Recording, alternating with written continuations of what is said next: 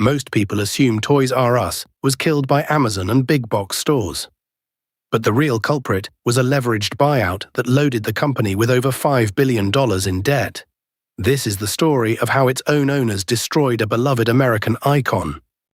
In 2005, Bain Capital, KKR, and Vornado Realty Trust bought Toys R Us for $6.6 billion. The deal was structured as a leveraged buyout, meaning most of the purchase price was borrowed against the company itself.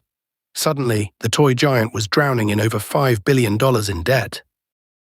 That debt came with an annual interest bill of over $400 million, money that could have been used to lower prices, renovate stores, or build an online presence. Instead, it drained the company's cash, leaving it unable to compete.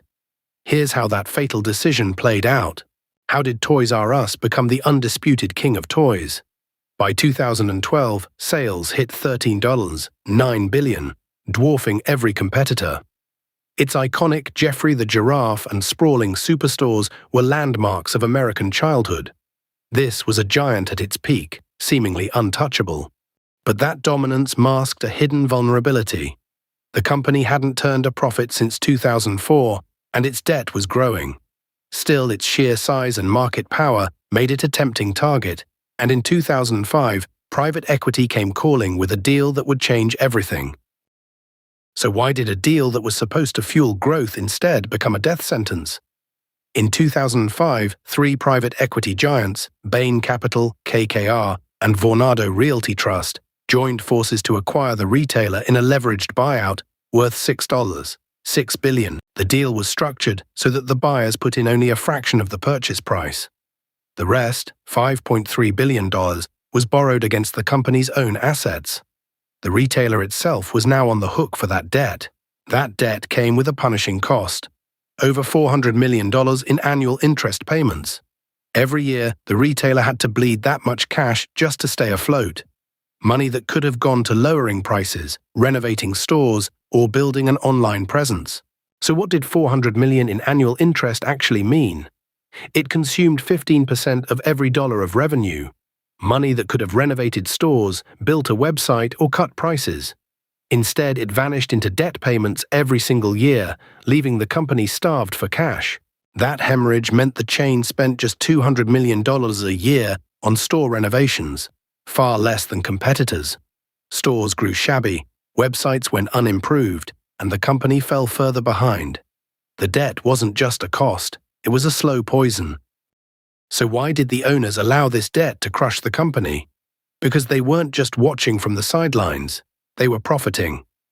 In 2010, just 5 years after the buyout, the private equity firms paid themselves a $1.3 billion dividend, funded by even more borrowing. The company took on new debt just to hand cash to its owners. This was not an investment, it was a payout. While the retailer struggled to pay its $400 million annual interest, its owners walked away with over $1 billion. The company that had once been the king of toys was now a cash cow, milked dry by the very people who were supposed to save it. So why did nobody stop the bleeding? The owners had no incentive, they were already cashing out.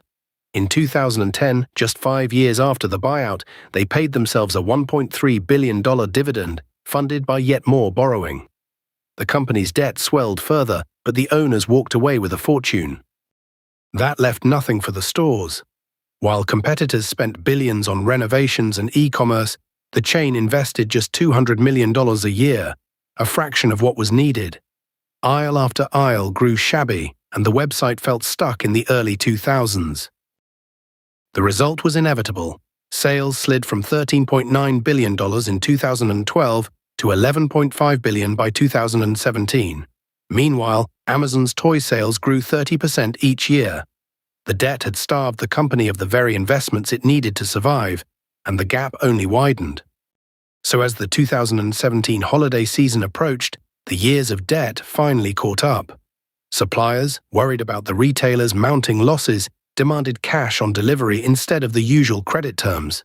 The company simply didn't have the cash to stock its shelves. That meant no new toys for the biggest shopping season of the year. With empty shelves and no way to restock, sales plummeted. The company had no choice but to file for Chapter 11 bankruptcy in September 2017, listing $5 billion in debt. But bankruptcy couldn't save it. By March 2018, the company announced it would liquidate all 735 US stores. 33,000 employees lost their jobs, and suppliers like Mattel and Hasbro each lost over $100 million. The king of toys was gone. So when the debt finally caught up, it was too late. In September 2017, the company filed for bankruptcy, but the damage was done. The following March, it announced it would liquidate all 735 US stores, closing its doors for good. The human cost was staggering. 33,000 employees lost their jobs. Suppliers like Mattel and Hasbro each lost over $100 million. The company that had once been the undisputed leader was reduced to nothing. And that happy storefront from the beginning? It wasn't killed by Amazon or Walmart. It was killed by its own owners, who loaded it with debt, cashed out, and left nothing but empty shelves and broken promises. So the company that had once defined toy retail was now a cautionary tale. The debt that was supposed to fuel growth had instead fueled a payout for the owners. And when the holiday season came, there was no money left to stock the shelves. But here's the real tragedy. This wasn't inevitable. The retailer had the market share, the brand loyalty, and the potential to compete. What it didn't have were owners who cared about its future. The private equity model extracted value until nothing remained, a cautionary tale of financial engineering. But the debt didn't just drain cash, it trapped the company. Covenants in the loan agreements restricted how the retailer could spend money. Any attempt to invest heavily in stores or e-commerce risked violating those terms, giving lenders veto power over survival moves. So while Amazon built a $100 billion marketplace, the chain couldn't afford to overhaul its clunky website. By 2015, its online sales were just 5% of total revenue, compared to 30% for competitors. The digital revolution passed them by. Meanwhile, Walmart used its massive scale to undercut prices. The chain couldn't match those discounts because every penny went to interest. A Lego set costing $50 at Walmart might be $60 at the toy retailer, and parents noticed. But here's the catch. One of the owners, Vornado Realty Trust, was a real estate firm. They owned many of the store leases, so even when the chain needed to close unprofitable stores, Vornado resisted, because empty buildings hurt their property values. Suppliers like Mattel and Hasbro felt the pain too. The retailer often paid them late or demanded discounts.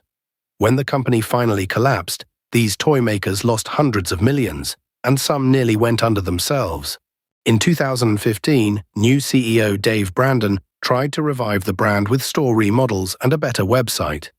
But the debt left no room for error. One bad holiday season wiped out all progress, and the turnaround never gained traction.